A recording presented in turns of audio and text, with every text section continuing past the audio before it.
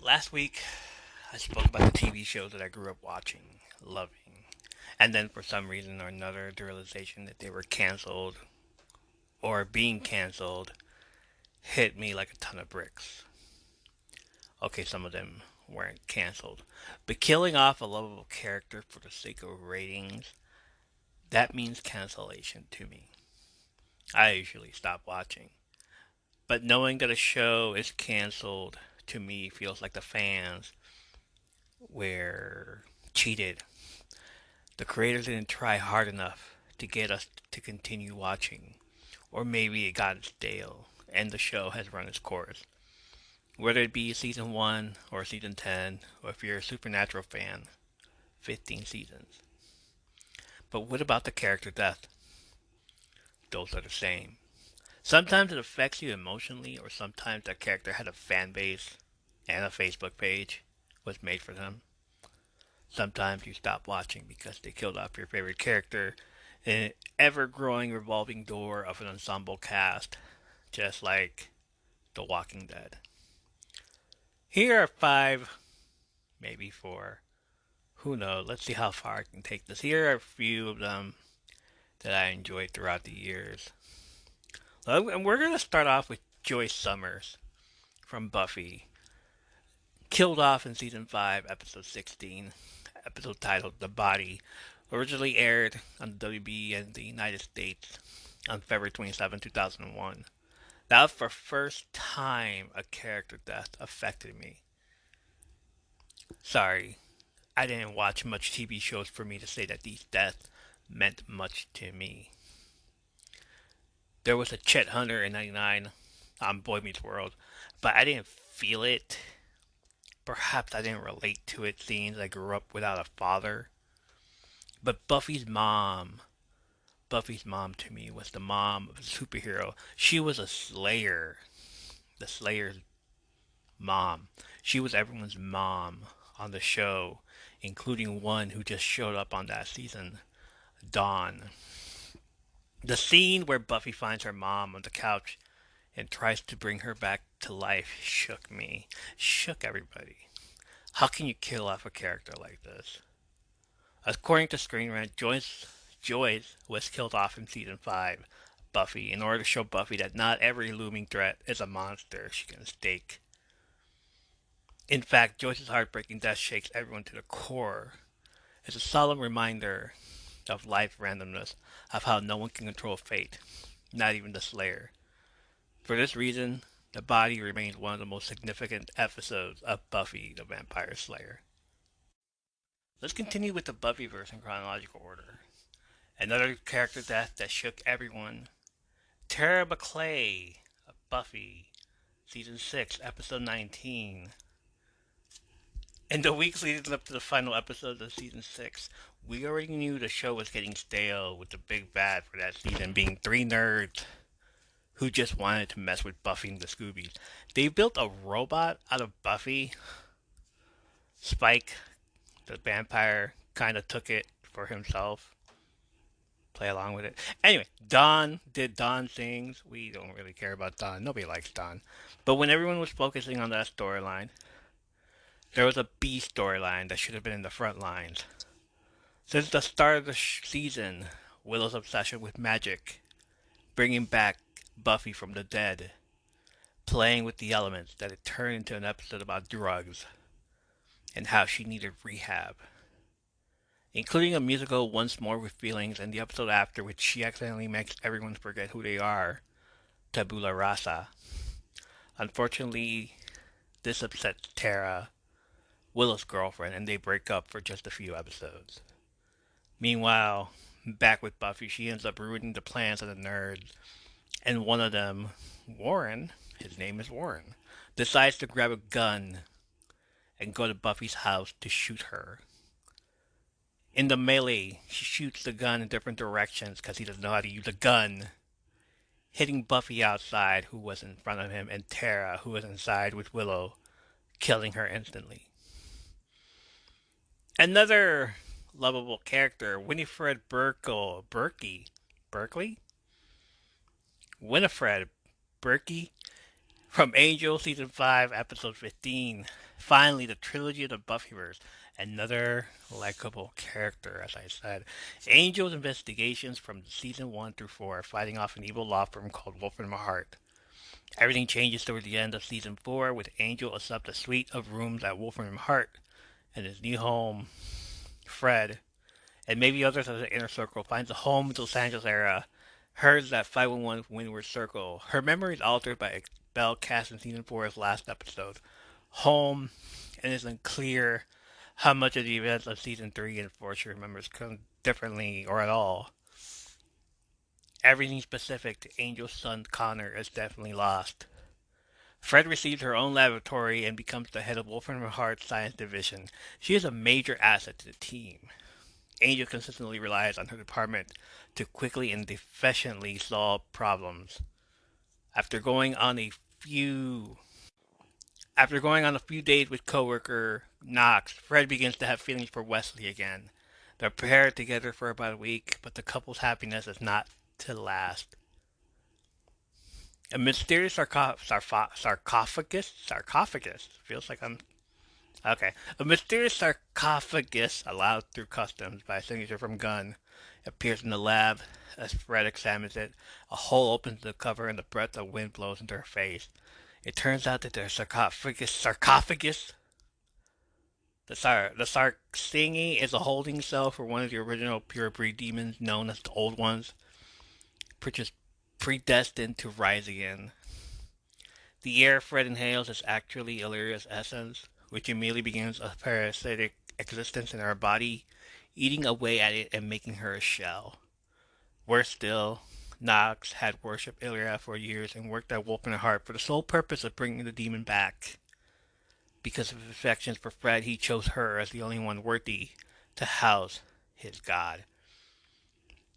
As Angel and Spike travel to England to find a cure, Wesley remains in Fred's bedroom with her, comforting her as she fights bravely, but slowly begins to die.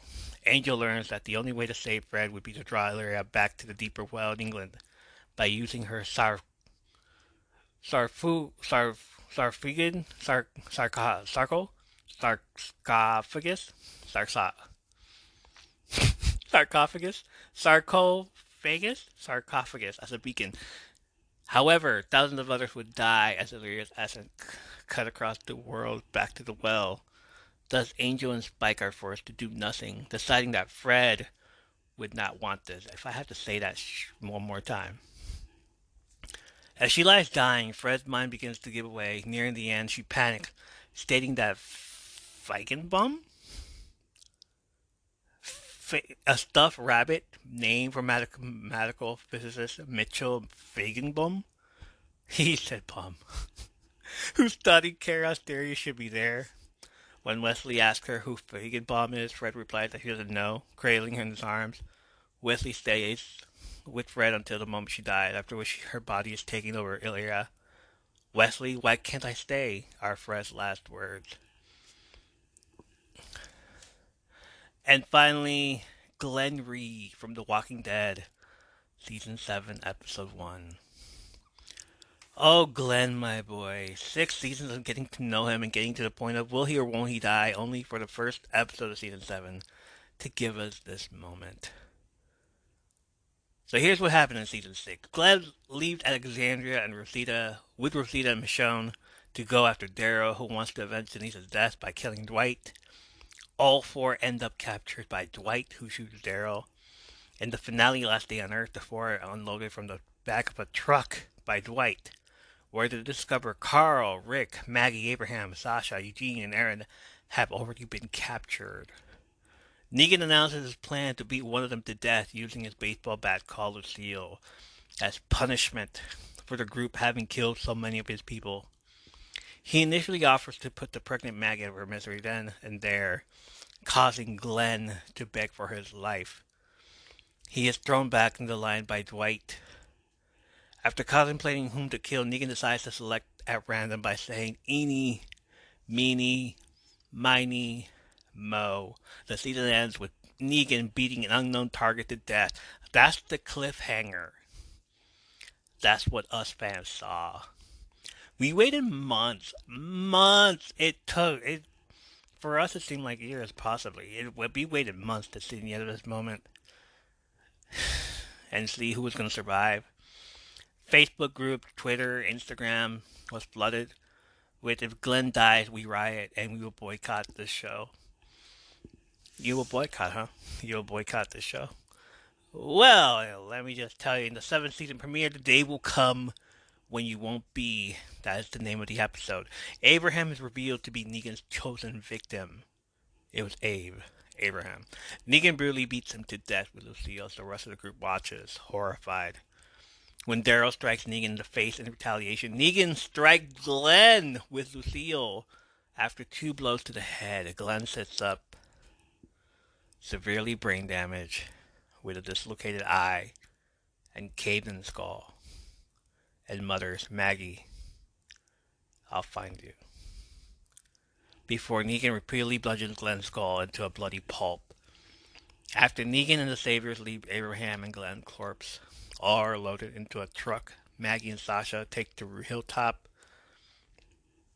Rick then hallucinates an idealistic lifestyle in Alexandria with everyone, Abraham and Glenn included, eating dinner together. In the cell, Negan's henchman Dwight leaves a picture of Glenn's mangled corpse in Daryl's cell, where he is being held captive to torment him. In Go-Getters, Glenn and Abraham are shown to be buried together at Hilltop. That episode came out on October 23rd, 2016. Maggie, Glenn's wife, has had since 2016 to plot her revenge or kill Negan. Instead, she is in a spin-off show with Negan called Dead City. The series follows Maggie and Negan. The series follows Maggie and Negan traveling to a post-apocalyptic Manhattan cut off from the mainland in search of Maggie's kidnapped son, Herschel. The crumbling city is filled with the dead and denizens who have made New York City their own world full of anarchy, beauty, danger, and terror.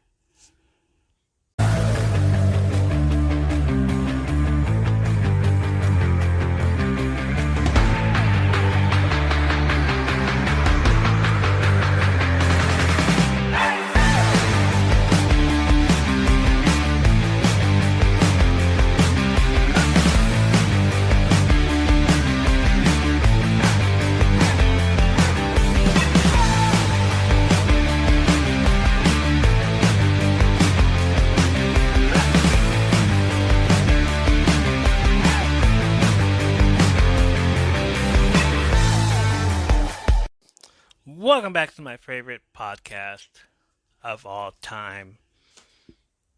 My favorite podcast of all time. My name's Evo, and you are listening to episode 147 of the most amazing podcast where I come to you from Under the Apron. For those that are new, this is a recap and review episode of TV series Glow on Netflix, a show about the gorgeous ladies of wrestling that was set in the 80s. I will have bits of trivia here and there with the additional interviews from the creators, directors, or stars of the show throughout the years. All in all, it makes for an awesome episode.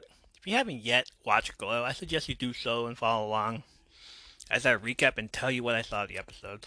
And if you haven't yet, check out episode 123. That's 123, where I talk about the first season and pilot episode of Glow. If you want to go back and listen, that's your start off point right there. This is season 2, episode 9 of Glow on Netflix, titled Rosalie, directed by Phil Abraham, who also directed season 1, episode 5, Debbie Does Something. Written by Kim Rosenstock, who also wrote season 2, episode 4, Mother of All Matches. So these two together, you know it's about to be very good.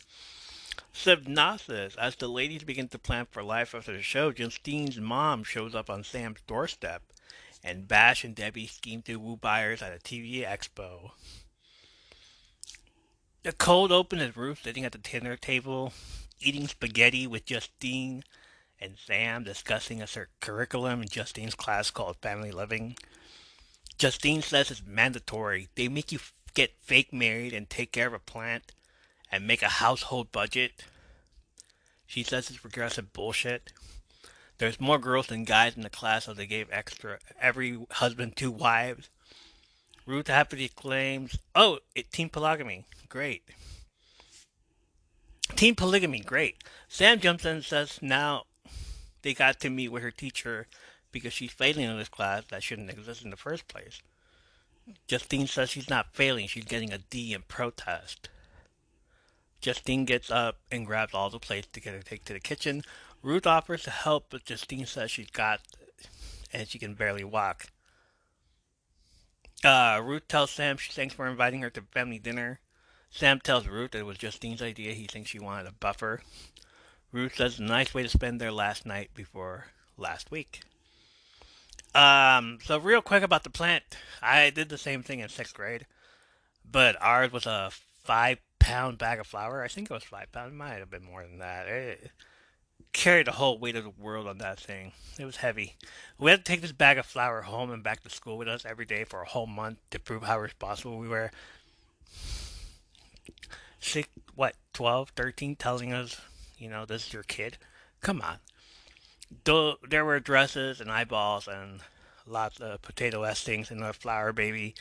During recess, either find a classmate to watch your flower baby, and there was always one who was watching a group of them, or you can't play at all. No, it wasn't cute. We had rules. We had rules, and so did the babysitters. You had to be there, kind of thing. It was horrible. Needless to say, that by the end of the month, I learned nothing, and my flower baby was being used by my mom to make food. My mom killed her flower grandbaby. Back to the show. Sam is in the kitchen with Justine putting the dirty plates in the dishwasher. He says, "Can't believe families do this every night, right?" Ruth yells from the living room that she left two dresses from Jenny as she has to pick one for winter formal. Justine explains that she's not getting dressed up. Her and Billy are going ironically. Sam asks if she's back with Billy, but she tells him that they never broke up. Ruth says she's going to leave the dresses just in case she changes her mind. Justine yells, "No, she won't. Good night." Ruth gets up from the chair and tries to grab her crutches to move back to the couch. Sam helps her and they suddenly stand face to face. She asks for a ride home, but he asks her if she's comfortable with a very tired drunk driver. He suggests she stays here. He can kick Justine out of the guest room and she can sleep outside. Ruth tells him no, she can sleep on the couch. Sam walks over to take the pillows off the couch, gives Ruth the blanket for another comfortable pillow, making it all better. He turns off the light and says goodnight and goes to his room. Seconds later, Justine is playing Billy's loud music, Morning in America. Sam yells from his room for Justine to turn down the music. Justine yells back that it's not that loud. Sam yells that it sounds like someone is being murdered by a trash compactor. Ruth is trying to sleep. Ruth, on the other hand, enjoys the yelling and smiles as the Glow logo appears on the screen. Next scene at the hotel, Gregory is putting out muffins for the girls. You remember Gregory, right? The hotel manager, the Russian hotel manager. Melrose yells at him that they're leaving in a week. Would it kill him to put out a decent continental breakfast, or at least give them cups? Gregory points at the box and in his Russian accent tells them it's a beautiful muffin meal, and he will give them cups when they bring back the plunger. Rhonda says that she can't believe it's ending. She loves the Glow team. They are like a family. Sheila asks Tammy how many of their Welfare Queen dolls has she sold. Tammy says 50 in cash money. She's gonna buy Ernest a new computer. All part of her contingency plan. She had to think ahead because everything ends. Sheila asks what the plan is exactly. Tammy says acting class, then pitch her own TV show to KDTV and become the next Whoopi Goldberg, who at that time in 1995 was starring as Sally in The Color Purple, which won her a Best Actress in a Motion Picture Drama at the Golden Globe Awards in January of 1986. Sheila tells Tammy she wants to take an acting class. Tammy tells her she can tag along. She helps put little leotards on their little queens. Jenny asks everyone if they want a job application for The Limited, a clothing brand store that operates inside the mall. Rhonda Cody says she's keeping her options open. Everyone oohs. Don't know why. The reason there was an ooh there. Cherry says they will all find something and Sam's very loyal, as if to say if something doesn't turn up for them, and Sam is working on his next project, he'll give them a call to play a hypersexual cannibal alien in the desert or something. Melrose sarcastically quips, "That's great. She can't wait for it." Melrose and Jenny stare at the entrance when Britannica's name gets called. In walks a man holding a plate of cupcakes.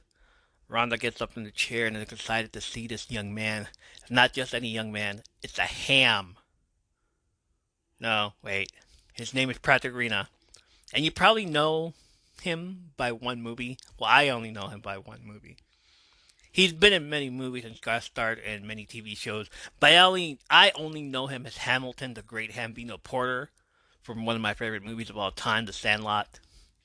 The great Hambino.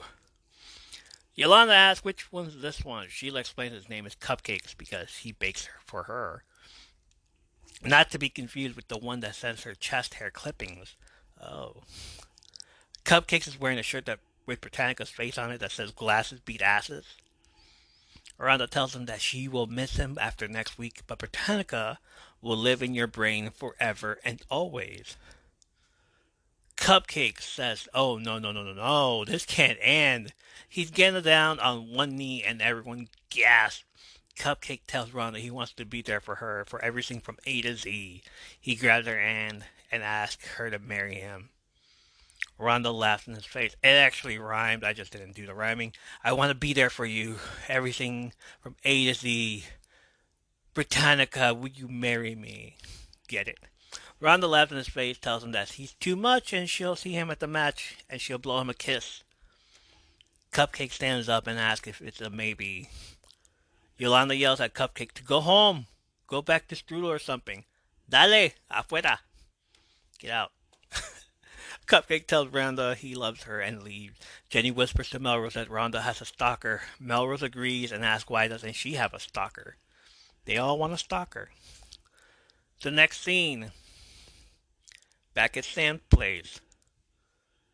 Someone keeps knocking at the door. Ruth, who is awaking from the loud banging, grabs her crutches and walks over to open the door.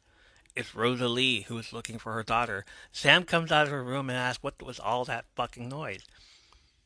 Rosalie says she's the fucking noise. She's here for her kid. Sam introduces himself. Rosalie says she knows who he is and calls out for Justine. Jump to them both screaming at each other outside, while both Sam and Ruth watch from the kitchen. Ruth is drinking coffee and Sam is smoking a cigarette, telling her that he had sex with that woman 17 years ago, and now she's in his house yelling at his daughter. Ruth says that's his family, and she sips her coffee. Outside, Rosalie and Justine continue to argue about Rosalie's family and how Justine can't stand them. Back inside, Sam says they're so loud. Ruth suggests that she should leave and she can get a cab. Sam stops her, saying she can't. He's going to say all the wrong shit at the wrong time and then he's going to lose her. He doesn't want to lose her. Rosalie yells at Justine to get her shit and get in the fucking car, which makes Justine upset and starts to cry, but goes to her room and slams the door. Ruth turns to look at Rosalie and yells from the outside. Ruth turns to look back at Sam and tells him she'll stay, but he should put on some pants on. Next scene. Bash and Debbie are right at a TV expo. Alright, so I looked this up, and the LA Times calls this the National Convention of the National Association of Television Program Executives. NATP. The convention is an annual 5-day orgy of buying and selling during which America's television stations, as well as a steadily increasing number of shoppers from cable television networks and foreign broadcasting companies, decide which syndicated television shows to buy and which ones to reject for the fall's TV season. All right, that was a mouthful. Bash tells Debbie they're going to sell Glow to stations all across the country. They got a format that belongs to them. After next week, they gotta find someone who would appreciate them. Debbie says fuck KDTV. They were such a small pond for them. Bash tells her they have booth 225 and she is the secret weapon. Star, producer, bombshell. Debbie looks around at all the billboards and TV executives oogling the models in bikinis. Bash asks if Debbie brought a bikini. She reminds him that she asked him if he wanted her to come as Liberty Bell. A woman in a white suit comes up to holding them a tray of champagne. She tells them Hollywood Squares in the booth 24. They both grab a glass of champagne, and right behind them is a man dressed as Evel Knievel, who at the time was a big stunt performer, who most famous stunt was attempt to jump the fountains at Caesar's Palace, which resulted in severe injuries. Despite never successfully jumping the Grand Canyon, Knievel became a legendary figure, breaking numerous records and suffering hundreds of bone fractures throughout his career. Sweet. Both Bash and Debbie continue walking looking for their booths and amazed at all the other booths. With the syndicated TV shows that showed up with TV screens showing off their episodes or the executive walking around, they finally find their booth and it's empty with nothing to show or tease. Debbie suggests to skip the humiliation and just go right to getting drunk at the Hollywood Squares booth. Bash says to forget the booth, they have the glow tape. Debbie says they have no way of showing what's in the tape when all these other booths have TV monitors with VCRs. They both look around the room and get depressed. Bash snaps his finger and asks Debbie if she ever seen Muppets Take Manhattan. Debbie says no, and Bash smiles as he walks away from the booth with her. I want to go back to this scene from the start because there were a lot of Easter eggs on that scene. A lot of booths, and at the time we've seen as great TV shows. The $6 Million Man, which ran from 1974 through 1978. Night Court ran from 1984 through 1992. The Bionic Woman from 76 to 78. The Newlywed Game from 1984 to 89. The Twilight Zone from 1959 to 64. Different Strokes from 78 to 84. Hee Haw with 23 seasons from 1969 to 1992. The Bikini Girls wearing shirts from Heart to Heart from 1979 to 1984. Passing by the Dynasty billboards, which lasted from 1969 to 1971. The New Hollywood Squares show lasted from 1986 to 1991. And the woman that was serving the champagne tried to look her up. Even took a screenshot of it with my new phone, the Galaxy S24, and circled it.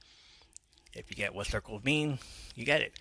It didn't give me her name, but it gave me who she might have looked like at the time, which was Laura Spang, who had the same hairdo and was on the old Hollywood Square for a few episodes in 1979. Hi, everyone. This is JJ, the co-founder of Good Pods. If you haven't heard of it yet, Good Pods is like Goodreads or Instagram, but for podcasts. It's new, it's social, it's different, and it's growing really fast. There are more than 2 million podcasts, and we know that it is impossible to figure out what to listen to. On Good Pods, you follow your friends and podcasters to see what they like. That is the #1 way to discover new shows and episodes. You can find Good Pods on the web or download the app. Happy listening!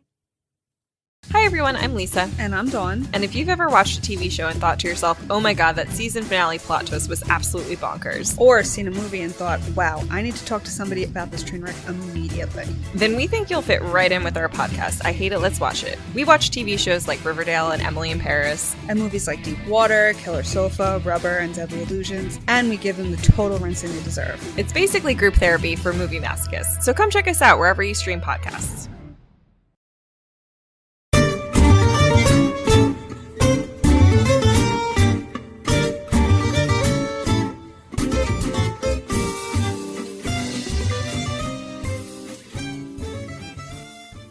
Do you like to drink wine?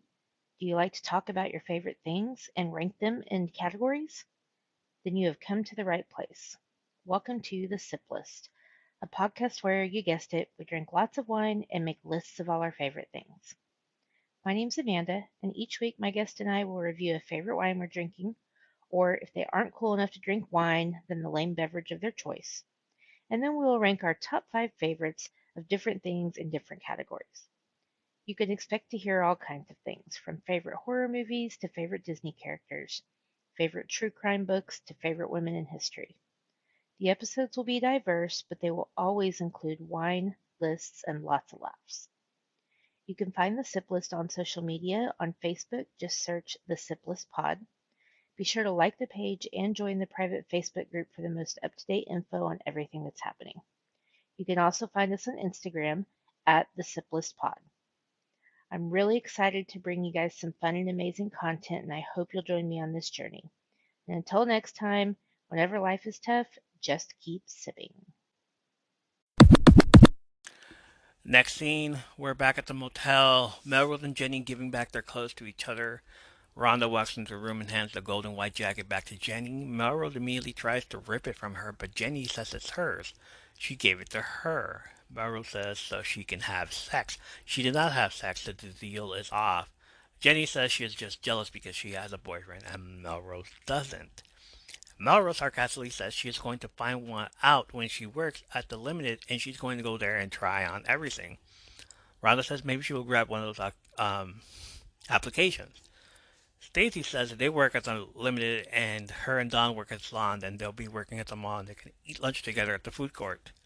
Such a big deal, this one. The mall was a big exciting thing at the time in the 80s. Now it's just whatever, dude. So for them it's just like, oh my god, we can work together, we hang out together. When now it's just like, I don't want to talk to you. So that was the whole thing there with this little scene. Everyone says is excited except for Rhonda, who is looking at the application and says she can't answer the first question and asks what a social security number is. Melrose asks why doesn't she have a social security number and what info did she put in the paperwork for the show. Rhonda responds that she's left that top part blank. They all stare at her in disappointment. Rhonda says it's fine, she's just a little bit off the grid. Dion says that's called illegal. Melrose asks if she killed someone in England. Rhonda says she just likes it here and she just wants to stay. Jenny suggests she go to the British consulate and apply for a visa. Her uncle Timmy did, and he barely speaks English, and now he owns 4 donut shops. Did he? Rhonda says she's gotten this far without an American ID. She got this job. Jenny says not everyone's as dumb as Bash. The Limited is serious. It's a well-run company. You're going to need an ID. Just go get just go to the consulate. It's going to take like an hour. Rhonda says fine. She really thinks everyone's making too big of a deal over this. When Americans really love the British people, they love us. We get exceptions. Melrose in a British accent makes fun of Rhonda. Hello, I like a visa. I've worn my gold suit to the consulate. That was a poor. So one, I can't do Russian. I can't do English. Yeah. Back at the convention, Bash explains to Debbie the plot of Muppets Take Manhattan, and in one scene where Kermit goes into Saudi's and he replaces Liza Minnelli's portrait with his, Debbie stops and asks how many times has he seen this movie. Bash says Florian and him saw it 4 times in theaters at his research for his life in the arts. He continues about the movie that he saw with Florian. So the rats are underneath the table and they're whispering about how great the show is. Then they get exposed and everyone freaks out and starts totally turned apart. And then Liza comes in and she sees her portrait. Debbie interrupts. He wants to start a whisper campaign. Bash says yes. Debbie says, okay, great. So shut up about the frog. I'll follow your lead. So here's what really happened in Muppets Take Manhattan, okay? What Kermit did in that movie was come into Sardi's in a large fur coat, which hid the rats, then had them disperse around the restaurant to start a whisper gossip to bring attention to him, while he stoutly replaced one of the character pictures with his. For Kermit, things didn't work out so smoothly as Liza Minnelli, whom Kermit randomly replaced his picture with, came in wondering why her picture was replaced, and the rats got so overcome by the smell of the food, they surfaced and caused a near riot in the restaurant, getting all of them kicked out. It was a great movie, came out in 1984, and if you don't know which one it is, that one, the one Muppet movie, the someone's getting married one. Kermit and Miss Piggy get married in this movie. Fun, right? In a few scenes, we see a montage of Bash and Debbie doing the whisper campaign in front of a bunch of executives trying to sell Glow. Debbie grabs some cheese in front of the two executives to ask about these tapes going around called Glow. Bash says, oh, you mean the gorgeous ladies of wrestling. It's impossible to get tape, but King World is interested in Glow. Debbie asks that's who bought Wheel of Fortune with 50K and is syndicated to a million markets. Everyone around them starts to get interested. They grab their little pens. They start writing things down. Another scene with Bash on his brick wireless cell phone talking to nobody on the other end, telling them because Glow's the hottest show out there. And then says his company name out loud, Bash Howard. Bash Howard Productions. Finally, Debbie's in the bathroom talking to Carol. Bash hiding on the other stall that she wants to buy Glow before the CBS affiliates sniff it out. She tells Carol it's a variety in wrestling. It's like Monty Python meets Miami Vice meets Laugh-In meets Charlie's Angel. She's glad she grabbed the last copy of it. Carol says it sounds like one of those very hip shows on MTV. I bet we could go national with a property like that. Another woman comes out of the stall and overhears the commotion while fixing her hair. Debbie walks inside that stall, and the woman grabs the copy of the glow tape and walks out. Debbie gets out of the stall and whispers that she's gone and she took the tape. Bash says, "Great, now let's go to the men's room." They both leave quickly. Back at Sam's house, he tells everyone maybe they just start just back at Sam's house. He tells everyone maybe they should just sit down and talk and get to know each other. Rosalie says Justine been lying to her for months. She's been calling her from her dorm room at a performing arts high school. She's been forging her report cards. Sam says, "Oh shit, that's elaborate." Rosalie asks if he's proud. Sam says, "No." "Yeah, maybe. Look, she lies to him too, right? She's got a gift." Rosalie tells Sam not to do that, not to be cute. Sam says in his defense she did tell him that she was crazy. Rosalie yells that she don't care if she told him that she beats her. The minute you realize that a child has run away from home, you call their mother. Sam says, "Yeah, well, you didn't she didn't call him to tell him she was having a kid." Rosalie yells, "Oh, well, excuse me for not calling the guy that didn't stay for breakfast." Sam says, "I don't think that's what happened." Rosalie says, "I asked if you wanted eggs. You said I fucking hate eggs. That was fun. And then you made the black power fist and you left." Ruth, who is standing by watching the whole argument, says that sounds like a long time ago. Rosalie says, "Thanks for the math, Tiny Tim." Ruth once again says Sam is really connected with Justine. He enrolled her in high school. She joined AV Club. She has a boyfriend who's really sweet. They're going to winter formal tonight. Sam says, yeah, this dance is very meaningful for her. Rosalie yells back, "My kid does not go to dances. Trust me." Justine comes out of the bedroom with two dresses Ruth left for her last night and yells, "Yes, she does. Which one should she wear?" Rosalie says the black one. Sam says the green one. Ruth says she agrees with Rosalie, the black one. Justine goes back inside her room. Ruth turns to Rosalie. "Look, it's one night and it'll give you two time to catch up." Rosalie asks who she is. Ruth responds with she's gonna make coffee in the kitchen just in case anyone wants. She hobbles to the kitchen. Sam tells Rosalie, "Alright, you're angry, I get it, alright? I'm just trying to make up for lost time here, okay?" And she's doing good in school, except for this one bullshit class I have to go and talk to the teacher.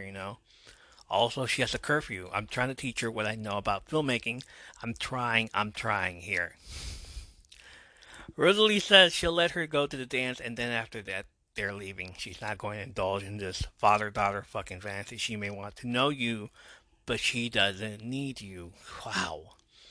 She puts a cigarette in her mouth and walks outside.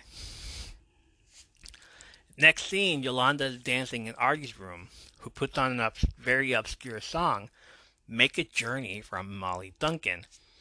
Couldn't find the song on Spotify, but I did get to find it on YouTube. If you're looking for a song that you heard on a TV show, but you don't know the name of the song, go to tunefind.com. Lots of TV shows, seasons, episodes, and it will tell you specifically in what scene it is. If it's not there, you know it. You can edit that, but you also have to link to Spotify, YouTube, Amazon Music, Apple Music, or SongTrader. Link will be in the show notes. I'll have a clip of the song so you know what I'm talking about. Make a journey across the desert, build a pyramid to hide you, take an army to defend you, but be sure that I will find you. Yolanda says that Artie really expanded her musical taste. Most memorable quote, as everyone is putting in the comments of the YouTube video, Artie tells Yolanda she can keep that tape as a memento so you don't look back and think this was a big bizarre dream. Yolanda tells her they were really good together. Artie tells her she just followed her. She's the one that's amazing. Yolanda tells Artie to accept the compliment. She is a crazy good dancer and she's really fun to live with. Artie tells Yolanda she's the coolest. Yolanda says true. She knows. But see how she accepted that? They both smile. Yolanda walks over to sit next to Artie on the bed, and Artie says she doesn't want this to end. They both stare into each other's eyes, and Yolanda asks, what if they kept living together? Artie says she'd be into it. They both chuckle. Next scene is at the winter formal. The DJ's playing Kyrie by Mr. Mister. All the kids are dancing. Justine is trying to dance with Billy, who is being a downer, and telling Justine he'd rather unalive himself than dance to this song. Justine says if she leaves the dance floor, he's never going to see her again, so they better dance. Billy says he doesn't want her to go. He loves her. She tells him she loves him back, and they kiss. Just notice how Justine is as tall as the other women on the show when they're all in the gym. But once you realize she's 17 or 18 and she's at this school dance, she's just as tall or short as the other kids dancing around. Britt Baron is actually 5'4", and at the time she was recording the show, she was in her late 20s. So she's an old. Okay, no, not old. I'm sorry. Bad choice of words. She is in her 20s playing a 17-year-old. Anyway, back to the show. Sam, Rosalie, and Ruth are standing by the door chaperoning the event and watching their kid kissing Billy. Mostly Rosalie, who is in shock, asking who the hell is this girl. Sam and Ruth are looking at a different direction. Justine tells Billy she doesn't know what to do. Billy suggests they run away into the night together, crash in his friend's basement for a few nights, and then his band, Shitpope, has a gig in New York over the winter break, and that's where they'll stay. Forget LA and forget the parents. They can leave tonight. Spoken like a true rebellious teenager. Justine likes the idea and looks past him at her parents and says she's never been to New York and kisses him again. Rosalie's talking to Ruth. She tells Ruth she knows she's staring, but this is her first boyfriend, and she can't believe she's wearing a dress. Rosalie is getting married next year, and Justine won't wear anything that she likes. It's been the two of them for a long time, so it's complicated. Ruth agrees that people are complicated. Rosalie says not her. Brad and her took her a long time to find somebody who was nice to her and uncomplicated. She says that she used to date these guys that just would run so hot and then so cold, and she never knew where she stood, so it was exhausting for her. Ruth chuckles and says she knows and stares at Sam, who is by the punch bowl. Back to Sam, who serves himself a drink and stands next to SNL alum Horatio Sands, who introduces himself as Ray and is also a chaperone whose job consists of owning a small chain of strip clubs. The 80s were wild. What teacher would allow, what? I'm done. Sam says he knows this place. Chickies, come for the wings, but stay for the breasts. He's been there. Ray suggests next time he comes by, just ask for him. Sam agrees. Ray asks which one is his. Don't. Please don't. Don't tell him. Sam says she's right over there and follows her as she walks around the gym like a lost puppy. Sam excuses himself and runs interception on Justine, who almost made it to the exit door. Justine makes an excuse that she's going outside to smoke because her and Billy got into a fight. Sam smells the bullshit and tells her she's lying. Justine explains that Billy got a gig in New York. She's done with Rosalie. She won't let her stay there with them, so they're going to roll. Sam mocks Justine. Really? You're going to roll? You're rolling? Rolling. No, not that one. He asks her if she's going to be on his roadie. He looks for Rosalie and calls her over. Justine calls Sam Benedict Arnold. Sam says she's her mother. They're not keeping secrets from each other. He tells Rosalie Justine is trying to leave with Billy. Rosalie is disappointed. Justine tells her mom she can't control her. She's almost 18. Rosalie says she can't do this again. Sam says he can. He asks Justine if this is her big idea. This is your rebellion. She's going to run away and be someone's girlfriend. Justine says she gets it. He doesn't approve. Sam says who gives a fuck whether or not he approves? Why does she care what he thinks? Stop caring what he thinks. Stop following him around. Stop following Billy around. You are your own person, right? Why don't you be your own fucking person then? Look, I know you want to stay, right? I want you to stay, but that might happen. But that doesn't mean you capsize your future just to make a point. Justine pouts and turns around to leave, but Sam stops her, asking where she's going. She turns to tell him she's going to tell Billy she can't go to New York with him, and then she's going to smoke pot in the parking lot. Sam nods his head in agreement, and Rosalie looks confused as to what just happened. She tells Sam it's not fair. She listens to him. Sam says because she hasn't been hearing his voice for 17 years, it cuts through. He tells Rosalie she did a great job. Their daughter is smart, strong-willed, self-possessed. He couldn't have done it. Rosalie smirks and says she's still taking her home with her. Movies and feelings. Pop, pop. Bring Your Own Popcorn is a podcast that dives into people and the movies who love them. Let us preach to your choir or stoke your ire as we spiral down memory lane with cult classics, Jurassics, and other genres that rhyme with traffic. What we lack in education, we make up for with comedy, compassion, and camaraderie. I'm your host, Mixtape Majesty, inviting you to join me and an assortment of wonderful guests on fine podcast apps everywhere.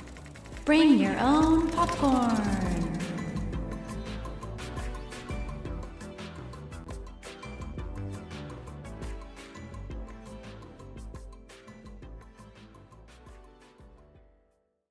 In a world where true crime meets the supernatural and the unexplained, where true crime and chills go hand in hand. Welcome to Total Conundrum, the podcast that explores the dark, the eerie, and the downright mysterious. Join us as we embark on a spine-tingling journey through the mysteries that keep you up at night. We're diving deep into true crime stories, uncovering the most baffling cases, and exploring the twisted minds behind them. But we don't stop there. We're also exploring the paranormal, from haunted houses to cryptids and all the creepy things that go bump in the night. Get ready for some supernatural thrills. And what sets us apart? Prepare for a dose of dark humor as we navigate through the creepy and bizarre. We've got it all. Bone-chilling tales, banter, and mind-boggling conundrums. You won't know whether to scream or laugh. So grab your favorite snack, turn down the lights, and join us for a roller coaster ride of true crime and the supernatural, sprinkled with a bit of comic banter. Stay curious, stay captivated, and let's dive into the world of Total Conundrum. Now available on your favorite podcast platform. Get ready to be captivated, creeped out, and cracked up with Total Conundrum. Are you looking for a new podcast? Or maybe you just love celebrity interviews and can't get enough of them? On the Tis Yourself podcast, the Todd, aka Rob Maschio from Scrubs, told me about his first time speaking to a group of surgeons. And I was just like, listen, guys, when in doubt, the Todd's prescription for everything is less moaning, more boning. Or you want to find out more about how Joe Exotic had such a vendetta against Carol Baskin when she had this to say about him. Because I've never even spoken to Joe. Find out all of this and more on the Tis Yourself podcast, wherever you get your podcasts.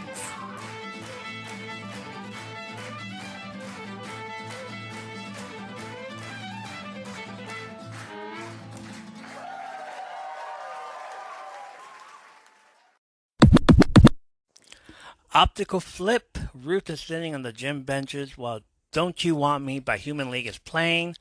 Sam finds Ruth sitting by herself. Sam tells her that yes, maybe he needed her to come. Ruth said that this DJ is pretty great and freshman asked her to dance, but she said no. Sam calls her a heartbreaker already. Sam asks Ruth if she wants to dance with an adult and extends his hand. Ruth says she can't. He says that she can do a music video about kidnapping, but she can't get up and pretend to hop around for a second or two. Ruth laughs and gets up to start dancing, but the song changes to Crazy for You by Madonna. Sam says it doesn't matter. He's gonna do the same move. She puts her head on his shoulder and slowly dances with him, but asks him if he won over Rosalie.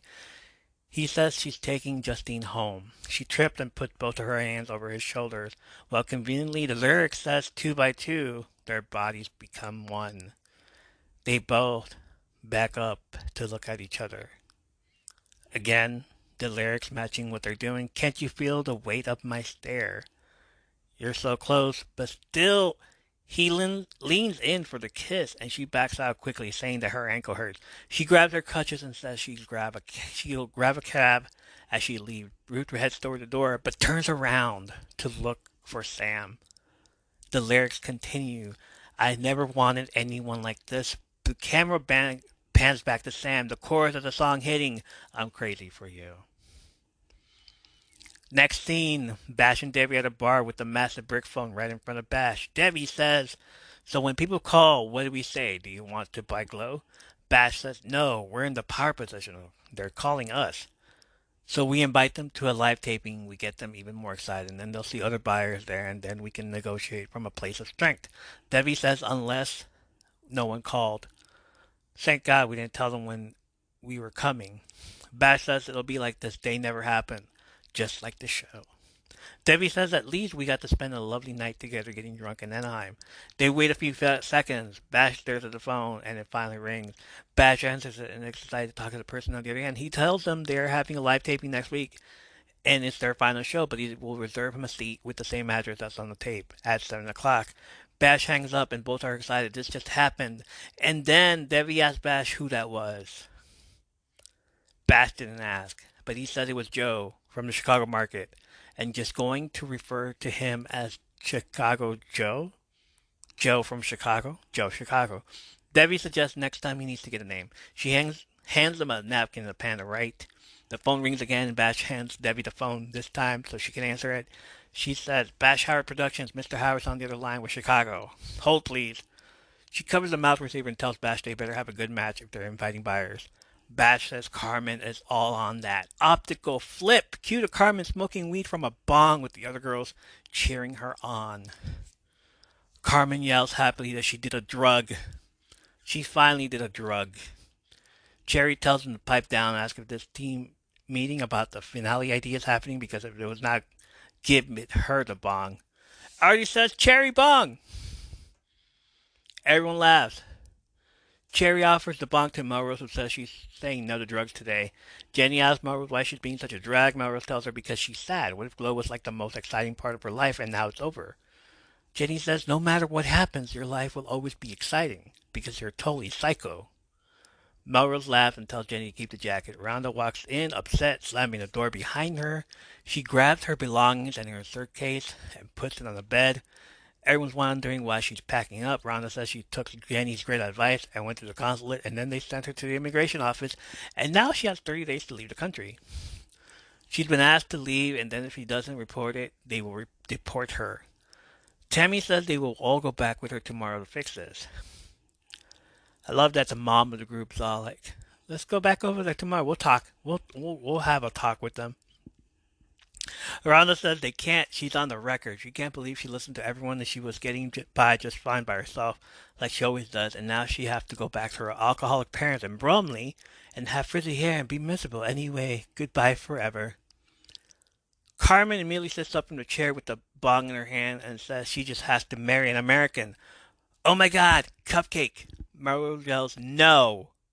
Yes, perfect solution, but no, she doesn't have a better idea. But no, no. Carmen again, like she just had a thought. Oh my God, our final show. Britannica, heartbroken over Thomas, finds true love in the arms of her number one fan. Pull out all the stops, you guys. We'll get married in the ring. That is our finale. I am so high. This is a great idea. Tammy gets in on this. Okay, 1, marry Cupcake. 2, get a green card. 3, divorce Cupcake. 4, live happily ever after. Rhonda is heartbroken and sits down thinking this is over.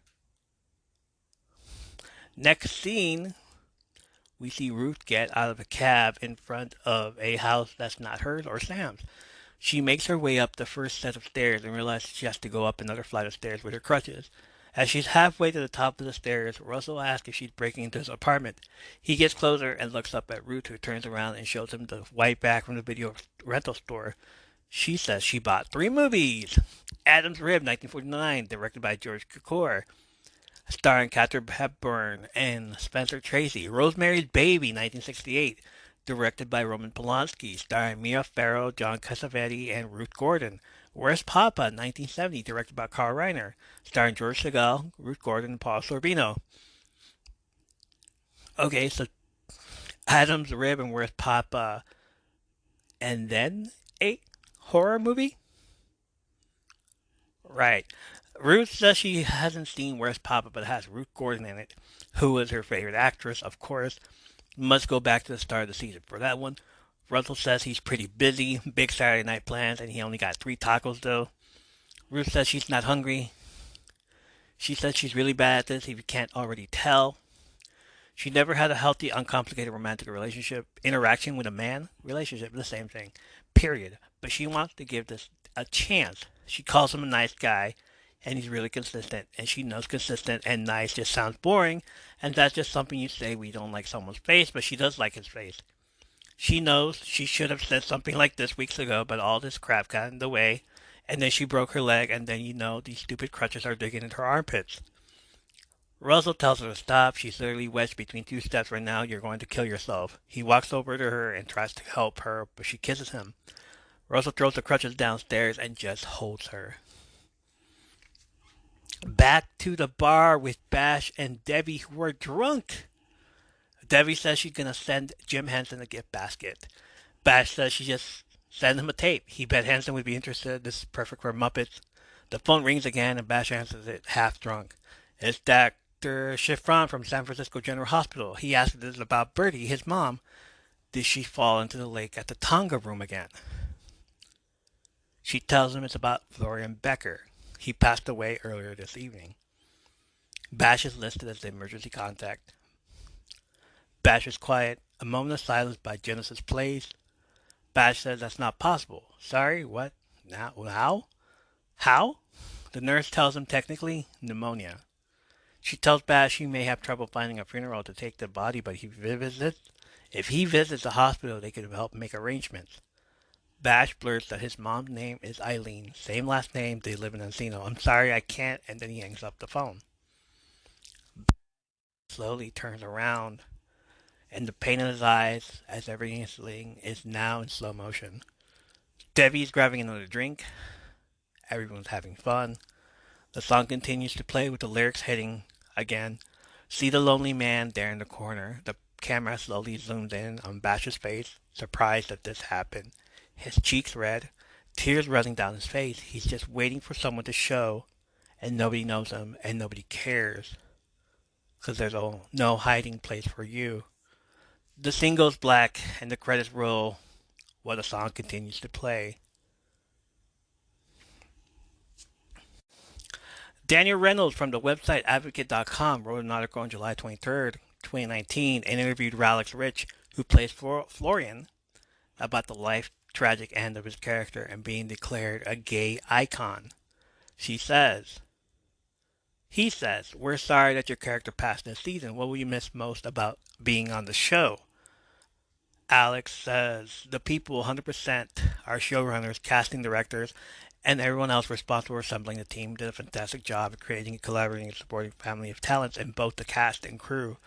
Florian was my first recurring role, and I'll be forever grateful for how welcome I felt on the set. The camaraderie you feel when watching is a pure reflection of the reality behind the scenes.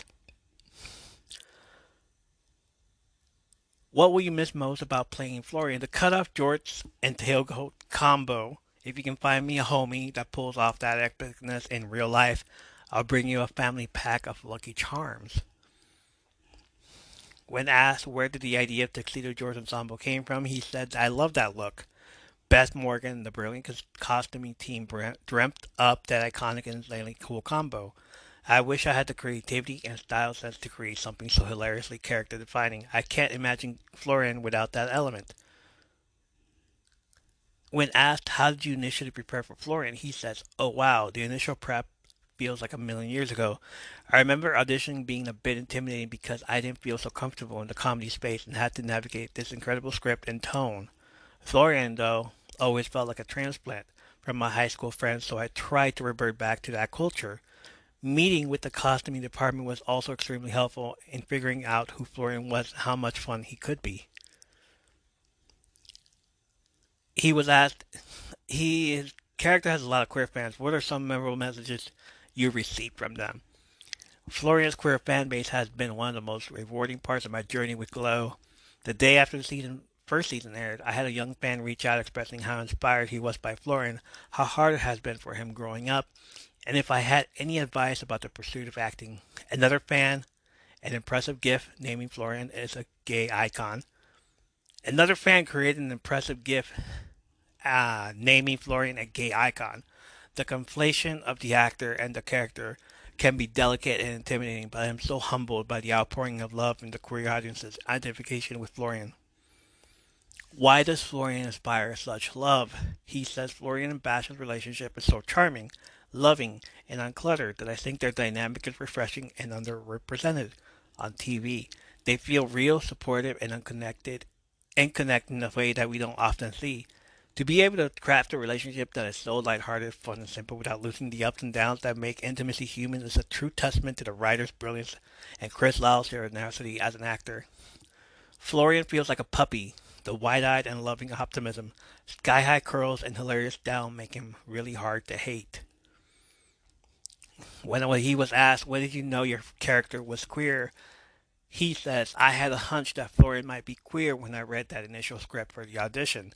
I couldn't think of another logical reason for this young Malibu surfer dude to be a butler in his friend's house. Throughout this entire first season, I felt like we were teetering on the edge of those definitions, and that dynamic and that process felt very exciting and genuine.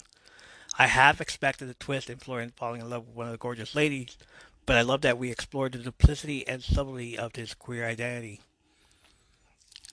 Describe Florian's relationship with Bash. Florian and Bash exist in that strange charged space I think we all know too well. We never see them cross that line, but there seems to be an electricity between them and a familiarity that makes their dynamic so human and relatable. They've known each other since they were kids, lived together, and clearly love each other very deeply, even if the nature of that love is up for debate. Fans have interpreted homoerotic subtext to your relationship. How much of that was unintentional in your acting? The intention was definitely there, but the complexity and reality of their relationship comes from the subtlety and lack of clarity with their dynamic. There's more to this interview when I want to save it for next week where it contains spoilers on the next episode. Truthfully, episode 9 brought it home. The Good Twin was a fun episode, but here everything is a mess. Rhonda possibly getting deported, Ruth helping Sam with life, and Devi and Bash whispering all over the convention to have executives buy out Glow. What really drove it was the crushing finale of that happy episode. Just when you think you're going to have a good time, and we're almost over, and it close with a happy ending, along comes the phone call to slap you right in your face and tell you there's a bad news. Your best friend, who you've known since childhood and gone to see wrestlers with, has passed away. And that's sad. That right there got to me. That's going to do it for me for this episode. We will be back next week with another episode review of Glow on Netflix. I forget, if you've heard the show from its inception, then you've heard the diabetes episodes.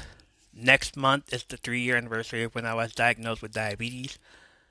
Yes, I celebrate it every year since I got it in 2021.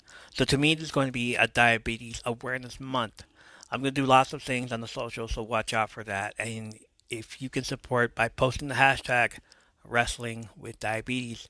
I'll be posting on Twitter, the threads, a little dancey dance on the TikTok, bringing awareness on Instagram. I'm going to try the best I can. So remember the hashtag is hashtag wrestling with diabetes. As always, follow us on our socials and support us from Under the Apron on Instagram, the threads, YouTube, apron_stories on the Twitter. Follow me and join my live streams on TikTok at Evolution of a Geek, where you will also find me doing the unedited version of the podcast that will then be posted on YouTube. Listen to us on Apple, Spotify, or any other audio medium you can listen to podcasts on. More info on the links where you can listen to and watch in the show notes. Don't forget to rate us and leave us a review. And if you feel you want to do a little bit more, support us on TikTok at Evolution of a Geek by subscribing, join the Father's Behavior Squad, and show up to the live stream to watch, and I will shout you out at the end of every episode like Man is Smiling, Lily Linguini, Forever Jane, Brandy, Kimmy, Feeling Free, Age of Shadow 666, Squirrely Bree, Sonder Woodbury, Quick Draw, Mary Brewster, Forever Miss Dawn, Melinda Gonzalez 429, Aaron Mosher, Leanna, Lisa, Toasted Bagel, Moss Queen, Messy, This Girl, Tiffany Defense Girl, Presence in the Weed, She changed her name again. Cloudy November, Trafficking Melodies, and Pleasure Passport 3.0. Get 20% off on adult toys when you enter discount code EVO at pleasurepassport.shop. That's discount code EVO. Link will be in the show notes. Thank you guys for supporting the podcast. Join the TikTok live, subscribe, or hang out and watch the live and get your name shouted out. Check out the show notes for links to other podcast trailers that you heard on this episode. Send us a message of your favorite wrestling stories, questions, comments, ratings, or requests at our email. It is from undertheapron@gmail.com. Thank you for listening, joining the live, and being a huge part of this wonderful community. We are still growing. Tell your friends. Join us next time for more behind-the-scenes stories, movies, and TV show reviews when we come to you from Under the Apron. I'm Evo. I'm proud of y'all, and I love your faces. Bye!